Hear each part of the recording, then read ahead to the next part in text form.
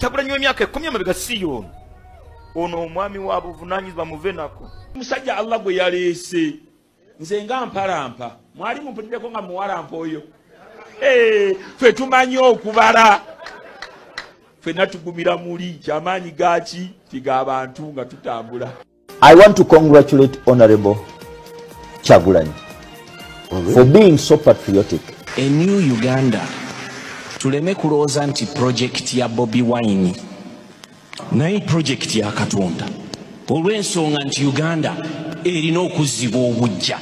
Abali wano nga muli ba Kyagulanyi kati mukube engalo kululwepa deputy.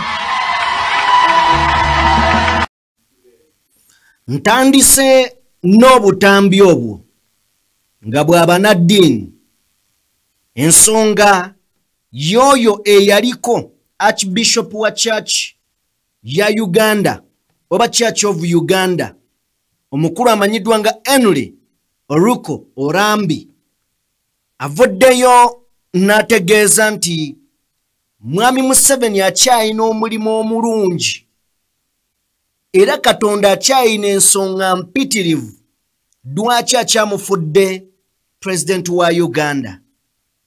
Agamba nti abayayaanira enkyukakyuka mugira mudde ebbali mulinde Katonda lwaliwulira nga yayagadde ajjewo Mwami Museveni ku birungi Museveni byakoze ku byensusso byakoze yensonga lwaki Katonda akyamuleseewo olwa security y'eggwanga gy'ataddewo n'enkulaakulana gy'ataddewo. Tugenda kwongera okutunuulira Archbishop ono eyawummula ebigambo bye nsoose ne bannaddiini abalowooza nti enkyukakyuka yeetaagisa mu ggwanga ono agamba tebyetaagisa. Tugenda kubeera nga tulandula ku bigere. Asumani basaalirwa abaddeko ku mukutu ogumu ogwa TV olunaku olwaleero mwayasiriza ebyama mu byo. Asumani basaalirwa agambye nti tebakyategeera Bobi Wine. Bobi Wine oli owa 2017 ne Bobi Wine aliwo kati ono aliwo tebamuwabula tawuliriza tassa kitiibwa mu bakulembeze banne. Asumani basaalirwa obulumi nga buviira ddala ku ggumba atuuse n'okubeerako ebyama byasomola bye tugenda okubeera nga tutunuulira. RDC avuddeyo ku mateeka amakakali kubakuba enkuŋŋaana ku masomero oba mu bisaawe by'amasomero. Nendooza Mwami Museveni yasinze okukuba enkuŋŋaana ku masomero. Kakati era RDC agamba nti Bobi Wine yensonga lwaki abasomesa beediima yabawaga. Nabe tugenda bitunuulira katukube tochi mu baminisita ba MP ba NRM n'abantu oba abakulembeze mu kibiina kya NUP okutunuulira NRM New Uganda egimanyi oba eno gye balimu ye New Uganda. Kakati tugenda comparing obwongo bw'abano bombi tutandike okulaba ani alaba ebituufu ani alaba ng'ekiwundo. Tugenda beera nga nabyo tubitunuulira. Aruna Kasolo naye ayina byavuddeyo nabyo. Njagala tutandika otunuulira kye bayita okugulirira abalonzi kyeki. Tugenda kitunuulira. Mwami Museveni ayina engeri gy'asaasaanyaamu ssente nga yeekwese mu kubeera ng'ayamba. Njagala okubuuza Aruna Kasolo zino empitirivu zaagaba zigaba ngaani era zaagaba azijjawa. Tugenda beera nga tulingizaayo so nga ate omwami n'omukyala bakwatiddwa nsonga za bunyaguluzi oba za bubbi. Ne bwe wekkaanya omwami olabira ddala nga omulimu teyapatana mubi gumufaanana. Zikiriza tukole bwe tuti tujje tutandikire awo egenda kuwoomera. Just tuula olindirire.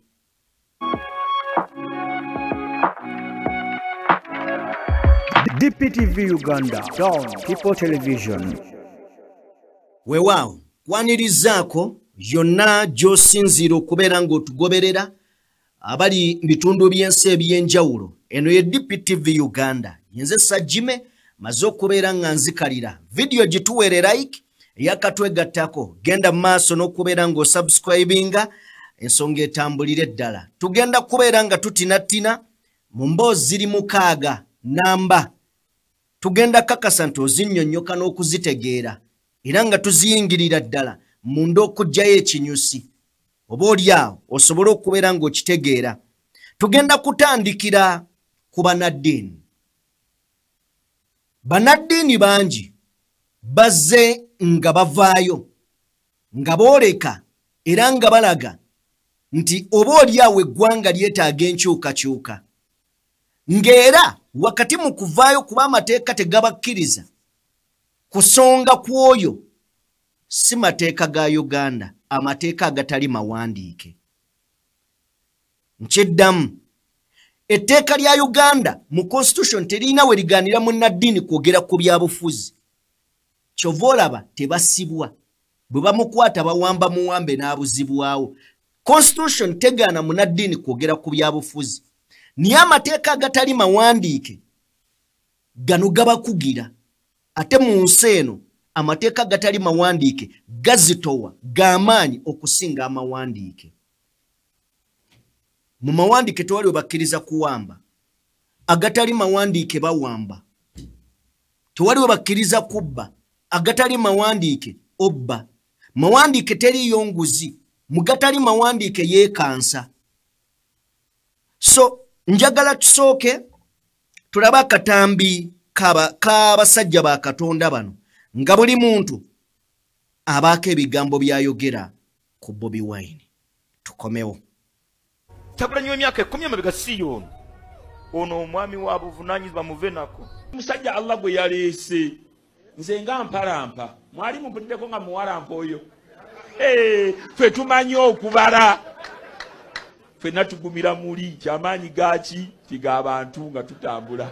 I want to congratulate Honorable Kyagulanyi for being so patriotic. A new Uganda. Tuleme kulooza nti project ya Bobi Wine naye project ya Katonda. Olw'ensonga nti Uganda erina okuzzibwa obujja. Abali wano nga muli ba Kyagulanyi kati mukube engalo ku lulwepa DPTV.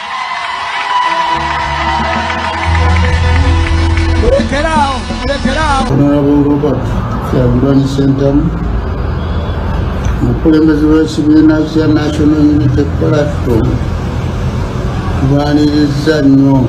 Oza sandi badde wano leero singa Bobi Wine yalabika okubeera mu video zange Bobi kyanyanjula nnyo ate eno. So oyo aba muganda wange n'oli afuna ebizibu aliwo yali bava ku church na mukyala we Bobi. So his family.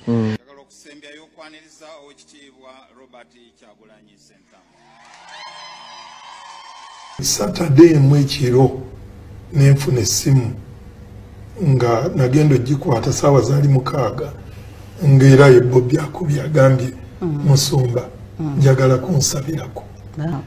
Ati omubanda bwe yajja okusaba twamubuuza kiki ky'oyagala n'agamba ayagala kugenda Ntebe mu Ntebe. Ndowooza nti Oweekitiibwa Bobi Wine yennyini yayimba akayimba nti obululu tebutwawula.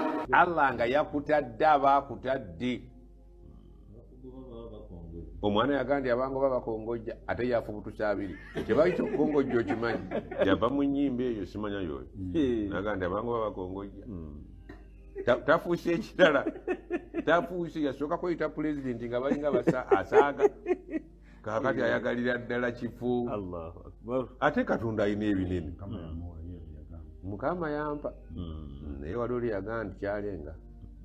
Nkomekereza mbagamba nti bannange twegatte ffenna tube wamu tulonde His Excellency Robert Kyagulanyi Ssentamu tugende tumutikinge n'abadde talonda genda kalo gijjeyo genda olaba omulwadde genda olabani obulwadde obwo omugambe nti jangu nkuweeke tikinga waneeno otambule ogende mu buliri bwe tunaalonda ekyo enkyukakyuka ijja kujja nga tetulwanye tebaba tutte mu nsiko tebaba tutte simanya kugenda kuyekera wabula nga muli wano mulooza akalulu akali fair and free. Allah ajja katuwa oyo ye munene wama dhalika ala llahi yasir maaso ga Allah teriyo kinene. Saba Allah wakitiibwa atuwe enkyukakyuka ennungi atuwe enkyukakyuka ennungi n'obumu wamu n'obukwata empola. Allahumma amin. Eyo ye side erowooza nti Kyagulanyi asobola okukulembera eggwanga gye tulowooza nti ntuufu. Kuba lwaki ngamba nti ntuufu? Omuntu azaala wa Kyagulanyi Museveni wamumanyaako nga yakajja. Kale bwe yali afaanana bwe yali bw'ogeraageranya n'oteeka Kyagulanyi wa leero, kale tomuleeta wa leero, leeta Kyagulanyi w'emyaka 10 emabega. Twogera ku achievement ne Museveni we yajjira. Bw'obateeka ku minzaani Museveni ajja kukka bw'ati Kyagulanyi ayambuke. Kale bano bwe balowooza nti asobola okukulembera eggwanga lino, naye kkiriza waliyo abatakirowooza bwe batyo nga bo bagamba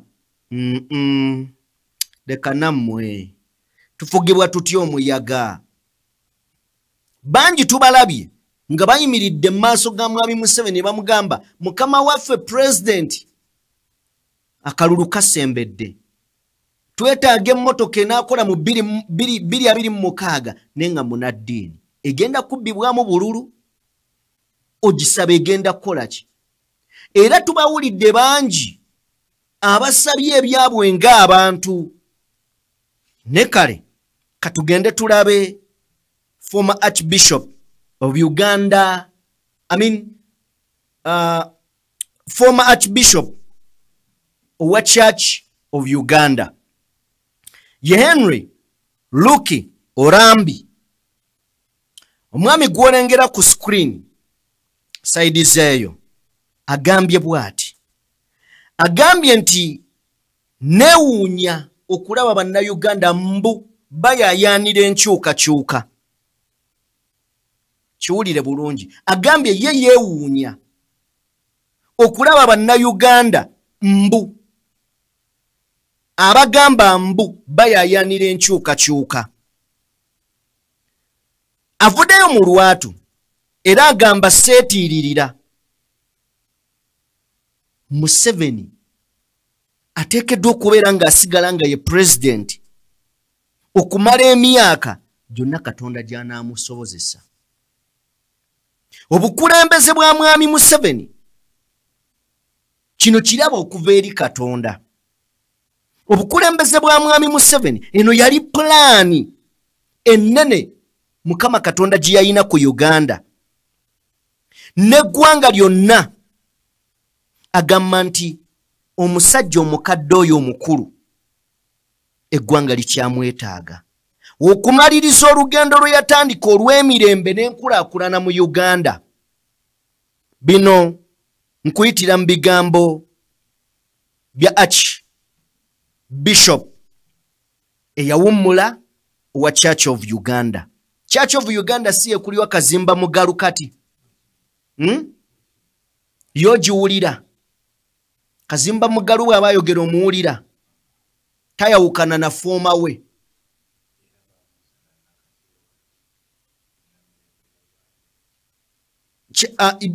Bamujje Nakasero, bamuteeka Nakasero. Kakati Church of Uganda bwetyo bwerowooza ne katweyongereyo. Bagambye nti akyayina omulimo, Katonda akyayina omulimo gw'alina okukozesa omusajja omukadde oyo okumaliriza. Era mu lugendo luno olw'emirembe mu Uganda, olugendo luno olw'enkulaakulana mu Uganda, omusajja oyo omukululo gw'ataddewo tegwogerekekako. Era akunze bannayuganda twogera ku Archbishop oba fooma eyaliko okuddamu balonde Mwami Museveni mu bungi ku lw'emirembe gy'aleese mu Uganda, eddembe ly'aleese mu Uganda, enkulaakulana n'obumu bw'atadde mu bannayuganda. Wano nnoonyaawo musajja wa Katonda kyayogedde eky'amazima ne kimbula. Naye kale katweyongereyo osanga gyebiri. Bino yabyogedde ku Laale eyabadde Ennebbi municipality saidi zeeyo ku ssomero oba ku kisawo ky'essomero ekimanyiddwa nga oba erimanyiddwa nga Naruhondo Primary School ku kisaawe gyeyabadde. Agambye nti emirembe egibukadde mu ggwanga okuva Mwami Museveni lwe yajja mu buyinza emyaka 4 agayise, bannayuganda emirembe balegako mirege. Bannayuganda eddembe mu nsi yonna bannayuganda libalina teryalirina. Ayongedde okubeera ng'ategeeza nti amazima Mwami Museveni kirabo. Kino Katonda kiyatuwa kye tulina okufukamiranga ne tusaba ne twegayirira takitwala. Sajja wa Katonda. Era agamba nti amazima tusaanidde ng'okugenda mu masinzizo. Buli lunaku olw'okusinzizaako twegayirire Katonda ayongere okunyweza Mwami Museveni, ayongere okubeera ng'amukuuma, amuwa obukuumi, amwongere emyaka mingi ng'ate yakulembera eggwanga lino.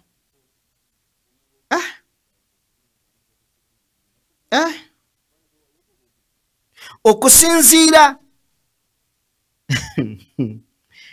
Mwami Museveni yagambye ye bw'ati.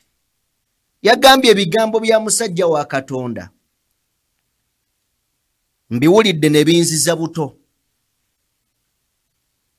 Bannaddiini nga bano be beetaagisa mu nsi. Tebakoma kulyowa myoyo, bagatta n'obutundutundu obweyawudde. Ndowooza nga tulina bannaddiini abalungi bwe bati aboogezi era abamanyi ensonga ne Uganda gyevudde nga basobola okugirambikira abaana abato abatamanyi. Tubeetaaga.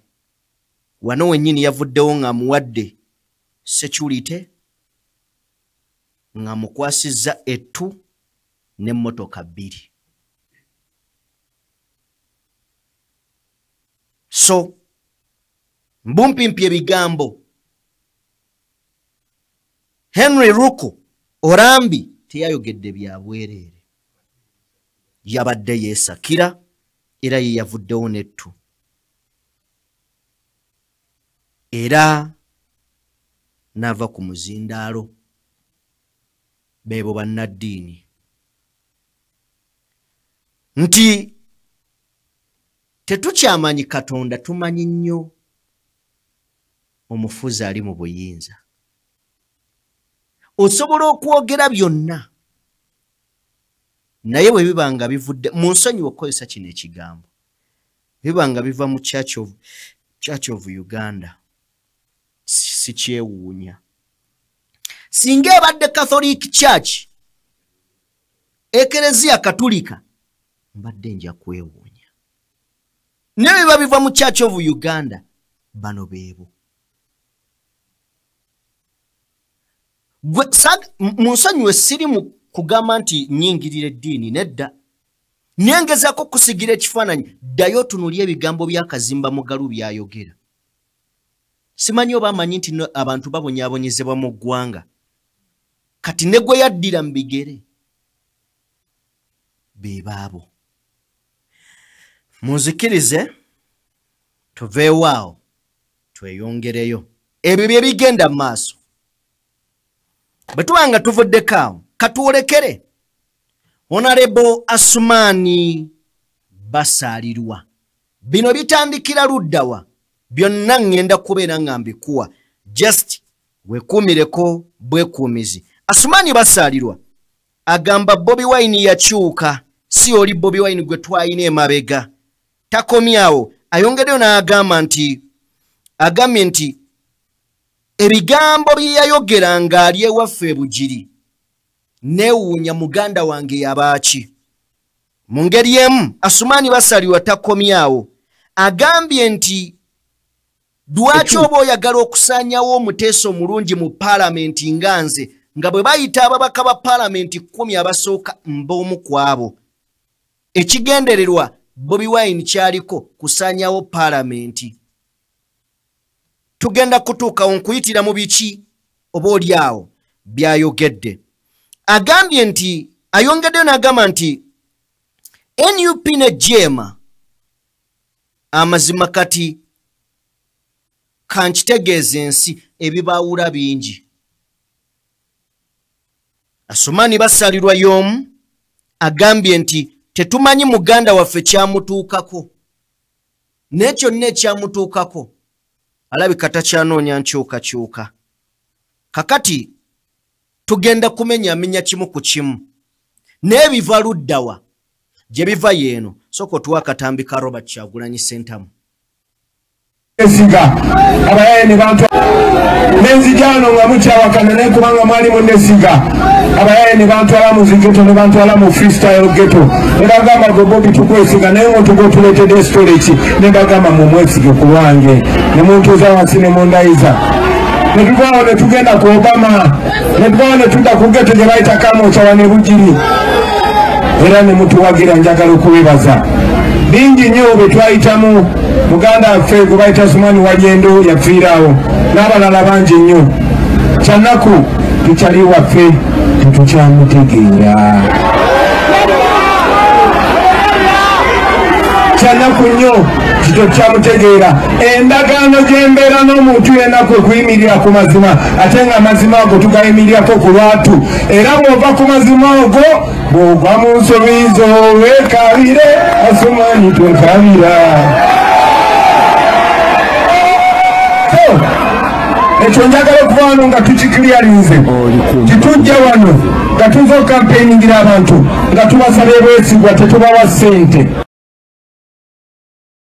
Alright, kale byebe bigambo ebyali ebya Bobi Wine. Kankuzeeyo Bobi Wine bw'ayimirira emitiyana n'agamba abantu nti wano waliwo muganda wange Joyce Baagala nali mwagala nnyo naye yakyuka. N'agamba naye leero tuyina ono Nabbosa. Joyce Baagala bwe yavaayo yawanda. Kakati tutunuulira saga y'Ebugiri. Ebugiri Asumani basalirwa yakiikirirayo. Twetaaga okutegeera Asumani basalirwa afuuka atyo w'omuzinzi Ebugiri. Ye musajja yali avuganyiza emyaka nga Parliament yalema okugiyingira. Asumani basalirwa bagenda mu by-election Kyagulanyi aveno n'amaanyi bawangulira Asumani basalirwa.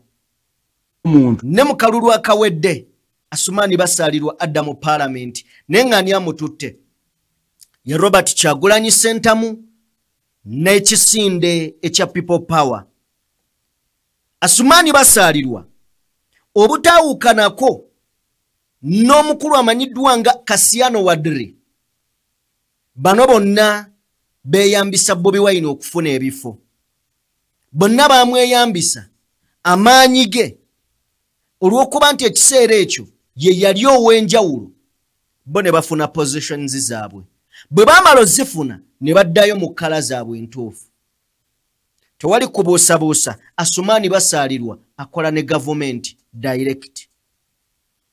Kasiyano Wadri naye ali mu kibiina kya anti ekyamugisha muntu naye nga baalya nabo ekyemisana ekyenkya n'ekyeggulo beba NRM.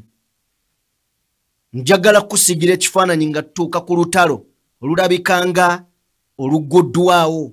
Asumani basalirwa. Tujje tutandike okutunuulira. Asumani basalirwa ku bigambo byayogedde. Asoose n'agamba agambye nti Bobi Wine tamanyi kyamutuukako. Gwe balina Bobi Wine owaleero si ye Bobi Wine oli gwe balina 2017. Bobi Wine gwe balina 2017 yali musajja omuwulize, omusajja eyeebuuza omusajja akwata ensonga empola. Asumani Basalirwa agamba mu kaseera kano Bobi Wine yakyukira ddala tebakyamutegeera. Nga bw'agamba nti nange tantegeera nange sikyamutegeera.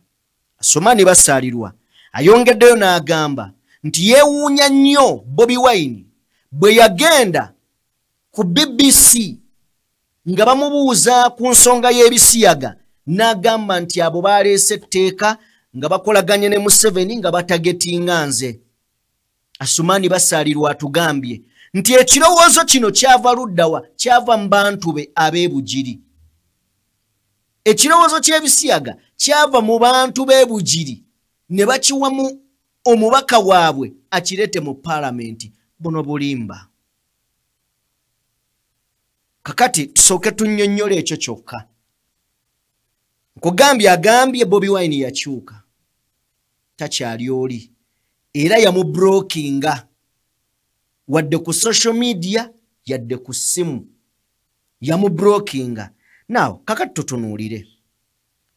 Mu lugendo lw'obulamu nga tutambula, tulina abantu be tulina okukkiriza tubasuule wadde balungi. Nga bo omulimo gwabwe balungi nnyo mu kwogera ebirungi niyo bissa mu nkola nga tebasobola. Ekyo nkimanyi naawe andaba okimanyi. Mu bulamu bwa bulijjo bwe tuyitamu waliwo abantu nga yatudde kunnyonnyola. Wallahi ogamba ono oba ate ye mugagga kyenkana kintuukeko gy'ava. Nga mulungi mu kunnyonnyola ne mu kuteeka mu nkola nga birala. Bobi Wine yatuuka ekiseera n'amanya bannabyabufuzi. N'amanya emizannyo gye bakola nga bazannyira buzannyizi bantu ku mitwe. Nakkiriza bano sisobola kukola nabo. Bwe mba nnina kye neetaaga okukola bano sisobola kukola nabo. Yes, mbalese nga ndowooza basajja bansa, mbalese nga ndowooza basajja balina ebiruubirirwa birungi eri eggwanga, naye basajja bannanfuusi, basajja balyake, basajja balabbayi, bakolagana buterevu ne mwami Museveni. Kyagulanyi n'agamba nedda mumudde ebbali nsooka kubejjako. Kyova olaba oli Kasiyano Wadri yali ayomba Bobi Wine yambrokinga. Nona agamba yambrokinga. Goloza brokinga bameka. Tewaliwo bakwata, tewaliwo bayogereziganya nabo. Kati ekiteeke ebbali agambe bwe yagenda ku BBC. Njagala tujjukire etteeka lino lyajja litya mu Parliament ery'ebisiyaga. Lyasooka ne likumibwamu omuliro nga guyita mu basumba, liyita mu bamu be baali bawa omuzindalo nga Babedi Bwanika n'abalala, ne batuuka n'ogamba nti NUPN overalls eyambala abaana baabasiba pampa munda bakulukuta. Era ne bagamba nti ffe tetugenda kuddamu kwambala bipampa ebyo. Oyo ye Kasiyano Wadri eyavaako obuzibu bwonna mu Arua. Driver wa Bobi Wine n'afa. Oyo bwe yatuuka mu Parliament yadda buzi ku sayidi ya gavumenti. Bobi Wine n'agamba waaye bw'okoze kankubrokinge. Atuuka mu kalulu akubira Bobi Wine ng'essimu teziyitamu. Bobi Wine atuuka mu Arua agamba abantu owaawano sikyamutegeera. Kasiyano ajja ku NBS agamba Bobi Wine mukubira takwata simu zange. Tugenda omaliriza akalulu nga bakubye Kasiyano Wadri akalulu aka 221. Taliyo wa NUP atwalaawo. Kakati bw'omala okuwulira nga gwe Basalirwa omusajja ayimiridde gy'okiikirira ng'omanyi yakutwala nayo naga sikyakutegeera, obweraliikirivu bubeerawo ne butandikirawa ku bikolwa byo, enneeyisaayo, entambulazo ziri zitya. Asumani Basalirwa ayongeddeyo ku nsonga y'ebisiyaga. Tukkiriza Asumani Basalirwa yaleeta ensonga y'ebisiyaga. Njagala kubuuza kubanga Bobi Wine bwe yagiranga oba musajja ayogere ku bisiyaga, oba musajja ayogere ku bisiyaga, njagala kubuuza ekibuuzo. Asumani basalirwa nga tewadda mu parliament nga Trump amaze okujjayo ebyama nti Uganda government ebadde receiving ensimbi z'ebisiyaga nga tetwakulaba ku floor ya parliament ng'oteeka ku nninga government okuvaayo ennyonnyole ensimbi zibadde ziragawa zino. Twabanja accountability gwe yabireeta ng'oli concerned wasirika. Abantu b'ebugiri baakutuma kuchogerako bwogezi oba kukiggusa. Fama mutwalinda accountability government etubuulire yali eziteekamu ki? Zaali zikola ki? Bazibawanganga za bisiyaga nga bazissa mu nguudo? Zaakolanga ki? Wasirika. Ayombye buyombi. Y'omu musajja mukulu agasse ebintu bingi. Njagala kusooka nkuwa katambi kano. In fact, obutambi bwa Asumani basaalirwa nga bubiri. Then tujje tutandikirawo. Abasajja abakulu bongera okuswala. Bongera okulabisibwa. Bongera okuyuzibwa. Kyekiruma Asumani basaalirwa. Kyengenda okujja nakyo. Soko mutuwe. Yafuna n'amalala. Bobi yakyuka. Yafuna n'amalala. Bobi ffe gwe twali tumanyi okuva ekyaddondo. Yali ateesa, yali akonsultinga, nga ne bwafuna obutakkaanya n'omuntu, ng'akusamuninga. Bobi oyo, abaana bange bajja kugamba, he would come home. Ng'obuuli saawa 2 za kiro saawa he has driven home. He would call you to Magere. Nogende Magere. At any time. At any time. Takyabikola. So bw'agamba nti takyantegeera. Nange sikyamutegeera. What went wrong? Mukwano gwaffe oli eyali ateesa, eyali yeebuuza, nga wewabeerawo ensonga akola. Ojjukira we yagenda ku BBC. Statement ze yakola. Yes. Musobozi playing out. N'agamba bano baakoze etteeka ery'ebisiyaga tutajjetimi. Actually. And you're behind that law. You were behind. Awo nange we nasembera okumutegeera. How could he say so? How could he say so? Kuteeka ly'ekisiyaga. Lye wali emabega waalyo. Yes, ate nga abantu mwolikola beebugiri. Njagala everyone ogende ebugiri. Onoonye omwami bamuyita Saidi Kagere. Ye chairman we NRM Bugiri municipality Saidi Kagere. Ku mukolo gwe yaliko yatugamba ki ababaka ba parliament. So for kuleta etteeka ly'ebisiyaga nze, the call came from Bugiri. Njogera amanya gano kubazi njagala okola independent verification. I'm noting. Gendo onoonye omwami bamuyita Saidi Kagere. Omubuuze nti mwagamba ki ababaka ba parliament ku nsonga y'ebisiyaga. Nze okuleeta etteeka ly'ebisiyaga mu parliament. Kolo yava mu bantu b'ebugiri.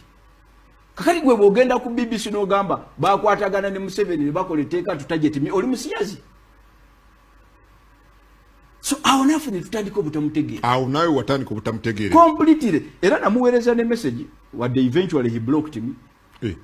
Bobby Wine blocked you? He blocked me. Even on social media? On social, he blocked me. This must be very serious. So no, Rachel. It's quite serious. But if someone blocks communication, yes, and that's why he now goes. Ndowooza ekyo ekibuuzo kyandibadde kirungi nnyo n'okimubuuza ye mwennyini kuba simanyi kye namukola simuvumangako tetuyombangako so n'olwekyo ndowooza ekyo ekibuuzo kyandibadde kirungi nnyo n'okibuuza ye kuba ne bwe yayogera ebugiri teyawa details zonna ki kye nakola okujja kukola statement ati sikyamutegeera kati nange sitegeera lwaki takyantegeera ebyenkoledde ebugiri birabibwako abantu b'ebugiri bamanyi ekigenda mu parliament bamanyi omubaka waabwe eddoboozi lyatuusa mu parliament bamanyi byenkoze ku ground so n'olwekyo bwe tolowooza nti ojja kuva eri obakyuse ng'ebikolwa babirabako so sirowooza nti okunjolonga okunvoola ebugiri oyina engeri gy'ogenda okusangulawo ebintu byenkoledde abantu b'ebugiri kale ye Asumani basaalirwa n'ensonga ze bwe zityo naye byonna nga bigenda mu maaso njagala kino tukitegeere nti gwe wenna ali eyo ng'oyagala bannabyabufuzi bakukyusiza embeera teri munnabyabufuzi agenda kukyusiza mbeera okutuuka nga eddoboozi lyasobola oddiwulira dirwaliwulira nga bw'onyiiga osobola omumugjayo ne bw'aba ng'alowooza nti bw'atuula eri mu paalamenti n'ayogera by'ayogera ne bitakolebwako ye n'asiga nga ganze njogera baabuuza Ronaldo lumu ffenna tumanyi nti Ronaldo y'omu ku basambi abasinga okuba ab'amaanyi mu nsi naddala mu kyasa kino baamubuuza nti okikola otya okubeera nga ggwe oli muwanguzi buli kaseera n'agamba nti talenti nga toli mukozi nnyo tegasa kitegeeza ne bw'oba wazaalibwa ng'oyina ekitone kyo bw'olemererwa kitegeera n'oyongerako amaanyi kiyinza okukusala si bwe kiri kakati kitegeeza bw'omanya nti oyina ekitone ate kola nnyo okukakasa nti kibeerawo ensi etegeere gwani kyokka atalina kitone asobola okukola ennyo n'aba muwanguzi okusinga alina ekitone nze ndi muwagizi wa mupiira Mpagira United nzikiriza nti Messi alina ekitone era mulungi ebitagambika ne bw'ombuuza ku Messi ne Ronaldo ani gw'olondako nondako Ronaldo kuba muwanguzi yakkiriza nti siina kitone kyenkana Messi naye nsobola okukolerera nenkana Messi oba ne musinga kakati ensonga lwaki ndeese ekyokulabirako kino Asumani basalirwa gwe bw'oyimirira ng'ogamba nti nze njogera nnyo mu paalamenti kiki kye baganyuddwa ab'ebugiri ku 6 ku 10 ali y'omu ku abo abasinga okuteesa mu paalamenti webale kuteesa bye baagala byonna obiziyize oba biyiseewo nti munnange anti nze njogera ne batabiwulira Asumani basalirwa sagala okere ku makyolimbe nti simanyi abantu b'ebugiri kati era n'akutuma n'abawa NRM chairman Mulamba ye yakutuma kakati owakanirawo oli owagamba nti nno NRM yakozesa ggwe okwagala okumusiiga ekintu ky'ebisiyaga kati okiwakanirawa kubanga gwe kennyini ogamba nti ekiteeso kya chairman wa NRM oli yagamba nti NRM yegasse oba mwami Museveni yegasse ne wano owa NRM ye yakuwa ekirowoozo kale bino oyinza obyeyambula NRM yani so Asumani basalirwa kitegeerekeka nti singa Bobi Wine abadde tazitowa wandisirise n'okusirika noga kambiveeko niyo olw'okuba omanyi obuzito bwe ate nga nkuwadde nako ka background nti Kasiyano Wadri kasita yakola ebyekisiru leero si mubaka wa paalamenti in fact Namulabi yazzeeyo mu Kano yazzeeyo yeesimbyewo kati ekyatuuka Kasiyano Wadri kisobola otuuka ku mukulu basalirwa ojjukira nti nno basalirwa gwe bali bawadde etteeka lya iPod n'atuuka ye kennyini ndowooza n'agawo waayi nayo kyakubisiyaga lino mulireke ne balyoka baliwo eryo erikyala lye baaliwo simanye baliyitaani okitegeera so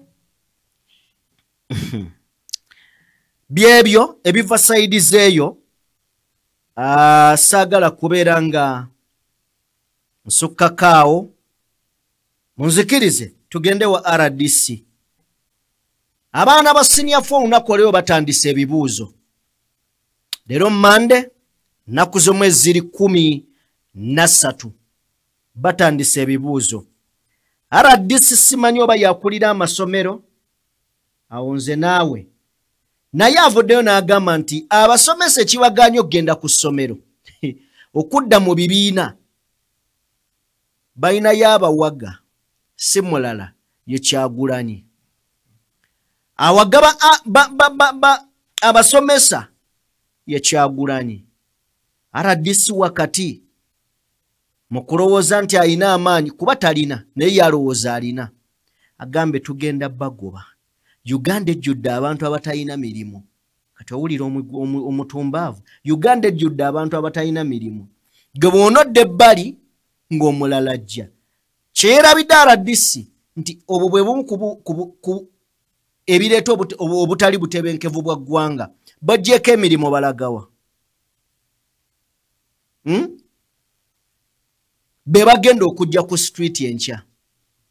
Naye yakulaga nti ategeera nnyo era mugezi ayogedde eby'amagezi ku TV. Tujja bagoba tuleeta abalala abatalina mirimu bangi gavumenti egambu yawa abantu emirimu. Ye RDC olw'okubeera ayagala okwogera batende nti amanyi okwogera alina n'obuyinza yakulira ebyokwerinda ku district. Agamba bagenda bagoba tu RDC. Kyagulanyi is misleading our teachers. The position of government is Minister of Public Service yabawa 7 days. Either they go back to class or either Mirimbajifiru, and they are going to lose their jobs. Yeah? That one I want to emphasize. Sure. Every one of them, they are going to be fired. Kubanga nze nebuunya abantu abakanya n'omukulembeze w'eggwanga financial budget eri mu process tetunnaba na kugiisa lwaki beekalakaasa akaddekano. Naye nze ne mmanya nti waliwo omukono oguli invisible ogutambulira mu basomesa nga gwa byabufuzi. I am proud to say bwe ŋŋamba nti leero njagala badokita basimbe wano bangi abatalina emirimu nga naye basawo. Bwe ŋŋamba ba engineer bangi tebalina mirimu nga naye qualifications baziina. Kale Bobi Wine atambula agamba nti abasomesa tebagenda kuddamu kukaaba. Era kyenjagala tugendemu. Just one tubadde tugezesa obwongo eyo level ya RDC golooza nti yategeerera district mu bya security. Kaka tutuse kuba minister ba Mwami Museveni. Tuwa katambi ka Honorable Nyamutoro ng'agamba nti Uganda empya yeeriwa. Era yalaba eno ye Uganda empya. Tugenda ku bwongo kubugezesa. Wana ani ategeera ani atategeera byanjawulo. Awo bonna abali awo bagezi. Kuba baasoma. Si bwe kiri? Kati ekibaawula kwe kutegeera. Gwe bye wasoma wabitegeera otya? Nze bye nasoma nabitegeera ntya? Wano we watwawulira. Tugattako RDC, tugattako Minister wa Mwami Museveni. Tuwa obutambi. My question is, which one is the new Uganda? I need the best. My question is, which one is the new Uganda? I need the. My question is, which one is the new Uganda? Babuuza nti ye yeebuuza New Uganda yeeriwa. Tainayo Uganda ndala gyalowoozaako. Eno yalaba buli ekiri mu eno kyemala bumazi. Kakati tugenda kuwulira yatugamba New Uganda biki byalaba ebitali mu eno Nyamutoro ye gyalaba. Nyamutoro gyalimu agamba eno yesembayo. Eno ye Uganda esinga. Kakati agamba nti eno Uganda tesinga ye biki byatugamba byayagala okutereeza. Nkugambye eno sinso by'okuleeta RDC tuzeeko eno emboozi. Tuwulirize. My question is, which one is the new Uganda? I need a better picture to be painted for me to understand the new Uganda. mu gavumenti ya Kyagulanyi buli mwana ajja kufuna emirimu at least emu buli lunaku basobola okukonsentratinga mu kusoma kwabwe. Ekirala abasomesa beekalakaasa. Ekisooka tebamala kubanga bw'otunuulira staffing rate y'amasomero mu Uganda gali ku 34%. N'obutamala abasomesa era nze maama wange yasomesanga amasomero ya gavumenti naye ng'asomesa subjects 3. Lwaki omusomesa omu bamubaddeninga okusomesa subjects 3? Buli subject erina okubeera n'omusomesa. N'ekirala abasomesa tebabasasudde bulungi. Ky'okola abeekalakaasa mu Uganda empya tewajja kubeerawo kwekalakaasa kuba abasomesa bajja kubeera ne ssente ezimala era tujja basasula bulungi. Bwetugenda ku kyamazzi bagambye eva kubanga bannayuganda abasinga tebalina mazzi mayonjo kyokka nga tulina agayanja ga Nalubaale tulina Kyoga tulina tubiina mu Uganda naye ensinga zi Saudi Arabia ezitalina nnyanja zirina amazzi amalungi ageyagaza naye wano mu Uganda tetugalina. Lwaki tugenda mu gavumenti bwetyo ne tugenda ku masomero amasomero ebitundu 68 ku 100 tebirina mazzi. Amalwaliro ebitundu 44 ku 100 tebirina mazzi. Lwaki eddwaliro libeerawo nga terina mazzi? Bwe tugenda ku bya enguudo Dr. Shamimba agambye nti tulina network y'enguudo omutwalo 15 network y'emitwalo 15 kilometers nkakaaga zokka zenkole ate nga NRM yakakolako kilometers 14. Imagine emyaka 4 kitegeeza buli mwaka bakola kilomita 10. Incompetence of this government tetugenda jikiriza mu government empya oba mu Uganda empya. Inga ddala abazadde baffe abasingako obukulu bazadde bamwe batambuliranga mu gaali y'omukka naye kati nze emyaka gyange okulaba ku gaali y'omukka nina genda kubweru wa Uganda tekigenda kubeerawo mu gavumenti ya Kyagulanyi. Ebyo byonna tugenda bituusa mufune gaali y'omukka ng'osobola okubeera wano e Kampala ebeerayo omupiira mu Hoima City ng'olinnya high speed training ekutwala ddakiika 3 watuuse dda walabye omupiira wakomyewo. Uganda empya tetubasuubiza. Ekirala kakati Nyamutoro bino ye tabiraba. Mukyala Kenzo bino byo tabiraba. Ono byali mukunnyonnyola. Nyamutoro tabiraba. Twawula okusoma. Tuli mu kwawula amagezi. Katuleeta okutegeera ku mmeeza. Wasoma yes. Wayita ye. Oyina empapula nzirina otegeera. Ebigenda maaso obitegeera. Kituufu oli mugezi. Tetuganye. Wasoma n'empapula ozirina naye otegeera. Okutegeera ye step esembayo kukumanya kw'omuntu. In fact ku muntu okutegeera biki ebigenda mu maaso tulina amagezi, tulina okumanya, tulina okutegeera. Nyamutoro ekyebuuzibwa mugezi yasoma amanyi nti ali mu gavumenti ya Mwami Museveni. Ategeera ebigenda maaso we wali question mark. Ebyetaagisa eggwanga libyetaaga abimanyi awo we wali question mark. Okutegeera awo twongereyo. Era ebiddiridde okusemba amasanyalaze n'amazzi. Amasanyalaze ga bbeeyi. Uniti y'amasanyalaze ya siringi 10. Ngenda mu saluni okunsiba enviiri okunnaaza bunaaza omuviiri omukyala wa saluni n'angamba maama amasanyalaze ga bbeeyi nange nnyina okuggyako ssente nnyingi naye nga lwaki mbeera nsiba enviiri eza ssente nnyingi nga lwaki gavumenti ya Kyagulanyi tejja uniti y'amasanyalaze ku siringi 10 n'ebiteeka ku siringi 5.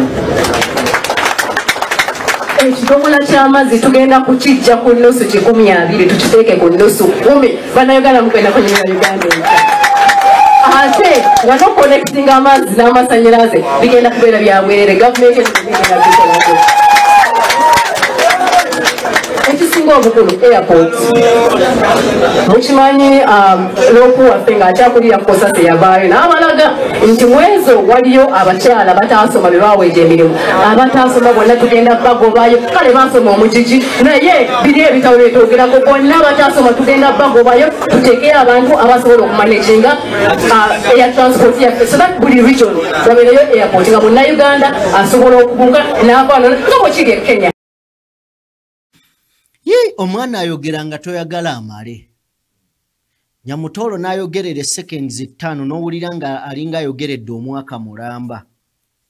Naye ssebo ekyo oyinza obutanenya Nyamutoro yekka ye Kenzo omuwulira mulalamu.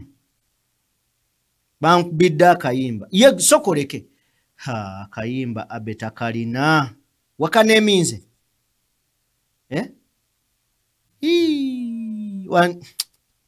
awo wabadde wasaana wakayimba kakkenzo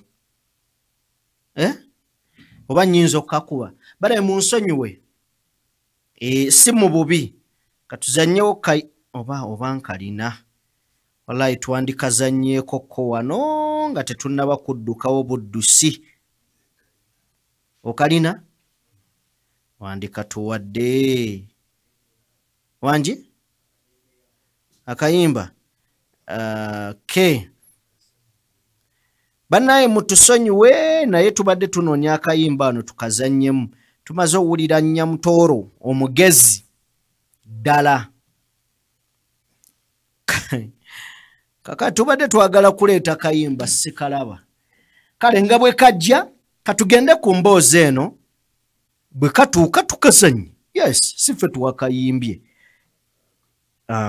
okamuwadde producer aya basi kakati katusooke tuyiseewo emboozi eno then oluvannyuma tujje tuwulirize akayimba sife tuwakayimbye naye yekeeko kennyini kale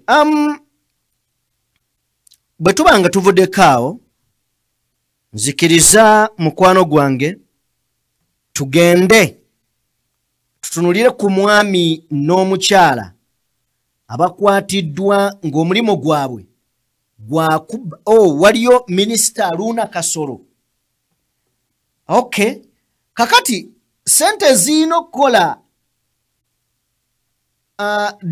Dr. Nalukwago byayogeddeko kola ebisaawe enguudo kola biki Aruna Kasolo ali muzigabira abantu Jorobina Nabanja yagambye nti bakakola Tamaka Roads kakaaga ne ku Tamaka Roads kakaaga 2,000 basanga nkole mu myaka 4 bakakola 4,000 ngawe bakugambye nti buli mwaka bano bakolayo 1,000 ye 1,000 buli myaka 10 bakolayo 1,000 buli myaka 10 bakolayo 10 kyokka Uganda eyina enguudo emitwalo 15 ku nguudo emitwalo 15 bakakolako enguudo kakaaga Collins enguudo kakaaga Collins NRM nga NRM yakakolako 4,000 kitegeeza bali abalala bakolako 2,000 mu myaka 4 gye bamazeewo bakakola 4,000 bw'obanga otandise kubala kitegeeza buli myaka 10 bano bakolayo kolansi ku pasente zindowooza ebeera 10 si bwe kiri kakati awo we tuviirayo ne tugamba nti sente zo ziraga luddawa katulabe gye zigenda tuwa Aruna Kasolo nakkiriza nasooka era ngenda namusaba yogere miliyoni 2 kalina yaabwe gwe miliyoni 4 naye nga 2 byakoze eki byatuuse waliwo kasomero wali ekyakanyomuzi nako negasaako miliyoni 10 nako era bagenda kuzimba balanze ndoza mu wiiki emu 2 walina tandika okukola ki n'akaguuda wadde wakafu mwami Kabuyono owa mwami Kabazaawo nako bagenda munonga awo nako bagenda kakola katambule bulungi naluno olwamu wano oluyita Kalagala kuyita genda eno Kalongolawa nawo nenteekako miliyoni 4 nabo bagenda kulukola waliyo ebyo gye bayita gavumenti nzize buzika nendeeta akabugumu mu sipiidi ebyo gye bayita gavumenti kubanga gavumenti wateekeddwa okumenyayo omuntu ali mu gavumenti ng'awulirwa kakati ze gyendi mpulirwa kyensaba kiri kimu nange butaweebuuka kubanga omuntu ne bw'aba agaggawadde naye nga maama we tamulaga nga kitaawe awulira batajjudde era kati byonna mbirina ne maama ndaga ekika kyange si kyekyo kati nange wendi mu gavumenti mwendi kati eggwanga linneesize naye mwabeekyotya mugamba ki kyekindeese bagambe nti mukoonye mu mpapula zange mukoonyemu sitampu yokka nze entwale Kampala mbaleetera ebintu byonna so kakati ngenda kubateeramu essomero lya lyembadde magambe lya Church of Uganda enagyongera 2 ate ku disitulikiti wali nabo mbadde ndaba ofiisi zaabwe tebalina pavers mukuba muguni mubayitaawo mu lujja lwabwe bali mu tosi nabo genda bateeramu 5 kati Church of Uganda eya master headmaster ayogedde sukulu yaffe genda giteeramu 3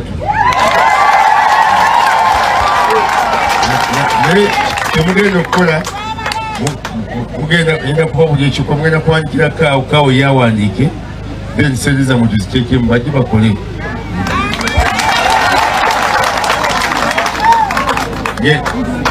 ngenda nakubateerawo amasomero gonna deputy RDC musajja munnabyanjigiriza mwami Kagugu byakanse n'okukola zi quiz debates empaka ebyo byonna naye mulina ekizibu wano temulina omukubira bibuuzo by'abaana so kakati ngenda kubatera miliyoni 2 ng'abasomesa mwenna mukole typing pool emu nga association y'abasomesa temuddamu okukyankanya abazadde kusasula simanyi sente za bibuuzo wabenga abaana baffe kubanga omwana w'e Kampala akola ebibuuzo ebyokumpapula buli lunaku kumpi oweno mukyala abirinda ku finals n'akwata olupapula n'atuuyana naye njagala kati abaana baffe babe nga balina experience mu kuwandiika ku mpapula ezo ebibuuzo ebyo so nakyo tugenda kuteeka miliyoni 2 ab'ekyotero eri waliwo olufula yaabwe efaanana bubi nnyo basalire nakani nabo ngenda bateeramu mbateeremu n'ekimotoka kya kasasiro nakasogero gye nasomera era bateeramu 4 osobola kirembwe nabo nabagambye 2 migongo gye nasomera 10 kajizo city school afisa gyayogedde ngenda kubateeramu 2 kajizo market badde njogera ne meya njakulaba nga tusala amagezi ngenda tutula naye tusala amagezi obutale bonna tubukuŋŋaanyize wamu tulabe oba tusobola okufuna sente tugule wakati tuzimbe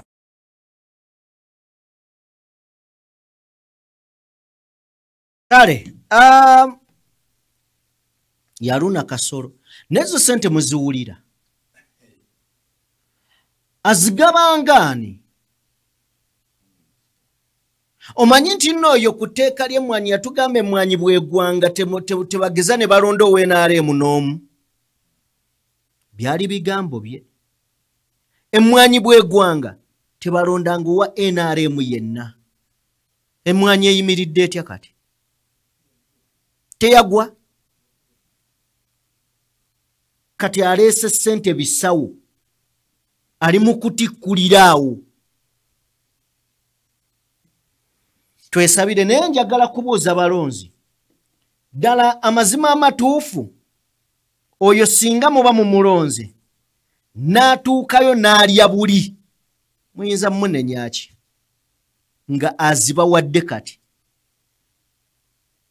kiki kyoyinza omunenya nga ye atuuse n'alya buli kale tuveeyo eyo tweyongereyo bwe tuba nga tweyongeddeyo ndowooza tuviire ddala mu kayimba kano aka Eddirisa Musuuza ulira okusiikuula fitina tuwa akayimba kale Once upon a time, Eddie Kenzo breastfed cow down. Kuba bulo busiru International. Hey. Kenzo Kabaka Wabasiru, Kenzo Oswaza, Kenzo Limatako Butako, Kitufu. In case you didn't know, Eddie Kenzo is the S1 unit of stupidity in Uganda, the headmaster of fools.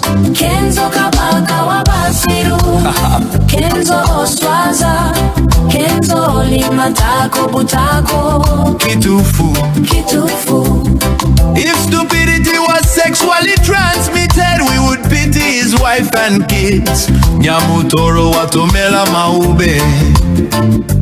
Kisiru, Kenzo Kabaka Wabasiru, Kenzo Oswaza, Kenzo Limatako Butako, Kitufu.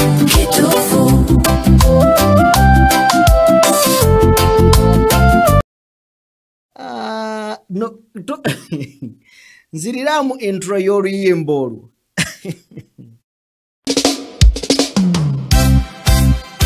Once upon a time, Eddie Kenzo breastfed. Once upon a time, Eddie Kenzo breastfed cow dung. Kubabulo Busiru Buli International. Hey. Kenzo Kabaka Wabasiru, Kenzo Oswaza, Kenzo Li. Kakati waliwo abagamba tojjaayo tokajjaayo nkajjeeyo. Omanyi bakute ojukire engoma ya gundi ya Born in Africa. I was born in Africa. Fere bongo lirutaya. Kati Eddie Kenzo ye bwe yali akuba version empya yatandika bwatyo. Wakategedde kati ne bali bazze mu version ya Kenzo say ya Born in Africa original version obo otegedde kyentegeeza kafune Born in Africa just born in Africa Born in Africa kati luno lwe lwa Kenzo dwe yakuba just njagadde kaako omwana yakuttemu kali n'akatandisa okulaga nti akuvumira muri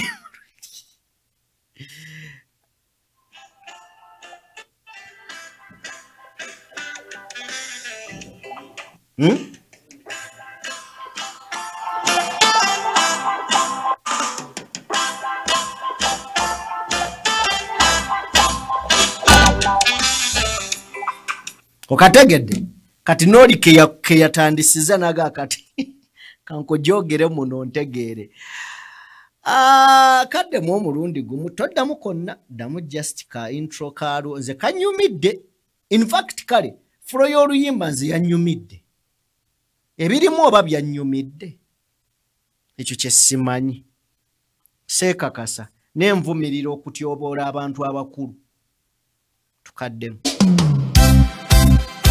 Once upon a time, Eddie Kenzo breastfed cow dung. Kubabulo Busiru Buli International. Hey. Kenzo Kabaka Wabasiru, Kenzo Oswaza, Kenzo Limatako Butako, Kitufu.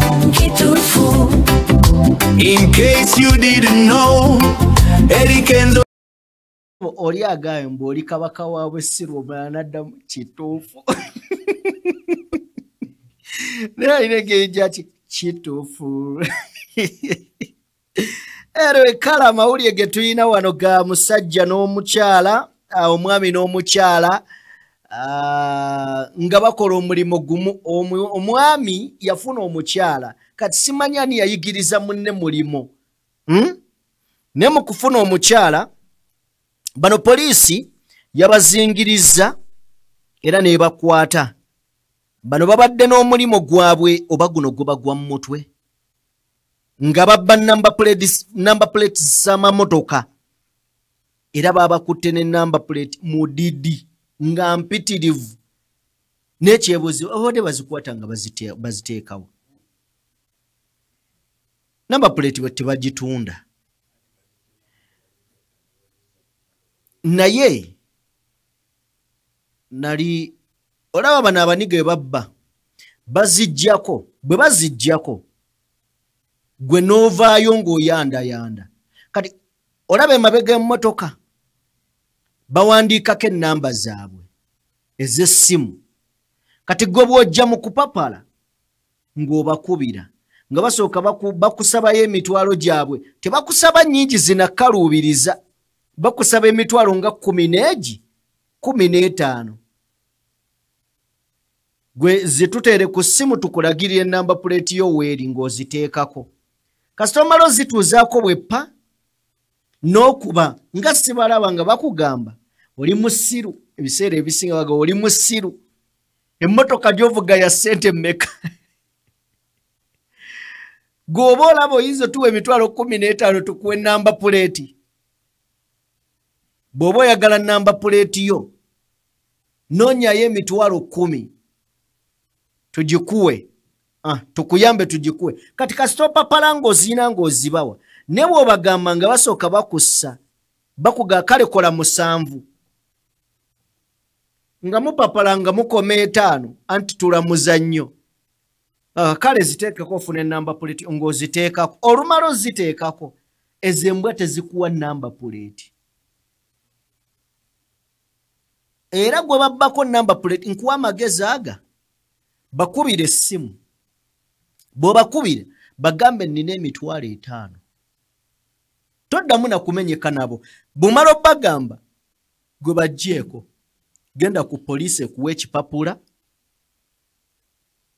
ekiraga nti nnamba puleeti yo bagibbye okwewala okukwata ku kkubo then gw'osirike ekisooka baba bafunye ennamba yo nga bagirina in fact dwe twali wano eya ono producer best boy ate bamukubira ne bagireeta so teekawo ssente zo baga nineegi mugireete kuba tebazitunda baba bakunoonya kukubira mu ssente gwe baveeko genda ku poliisi funa ekipapula ekikukkiriza ovuga emmotoka ku kkubo oba oliawo nga bo bennyudde bakuba gwe nnamba puleeti yo togyagala nti njagala naye ssente nazibagambye bamaliriza bakuwadde ennamba puleeti yo ne kasita ogamba ogendere ku peesi yaabwe ez'embwa zikubba ziyinza n'okukubba 5 ziyinza n'okukuba 5 so omwami n'omukyala baakwatiddwa musango gwa bubbi naye kati nina kye neebuuza kale omusajja asobola okubeera nga ye mubbi ne kati yayingiza atya omukazi omulimu nti mukwano munnange jangu olabe gye nzija z'oli eka okale omukazi bwe yatuuka n'alaba nga omusajja akwakulako nnamba puleeti n'adduka n'amugamba bebi nange ngusobola ate kiba kyangu omukazi waba ye yayingiza omusajja ate kyo kiba kyangu naye kizibu kano akasajja ko kalabira ddala kabbi entunulayo oyo omulabira ddala nga mubbi anyway kale tetugenda sukkako wano njagala kubebaza mwenna betutambudde nammwe mwebale nnyo mwebalire ddala katonda omulungi ow'ekisa njagala abampeere bye musinga okubeera nga mwagala mbadde ne Morgan Keys 25 official Kalidalu content creator Luwelo's finest yabadde kulenzi buterevu nnyo kakasa nti ekifaananyi kikutuukako ku ssimu yo tab oba kompyuta ekisinziira ku gadget gy'okozesa okubeera ng'otulaba webale nnyo webalire ddala abbe ku mapeesa atuddeyo okubeera nga buli kimu akikuteekateekera n'okukakasa nti kikutuukako ku mutindo ogusingira ddala okubeera ogw'owaggulu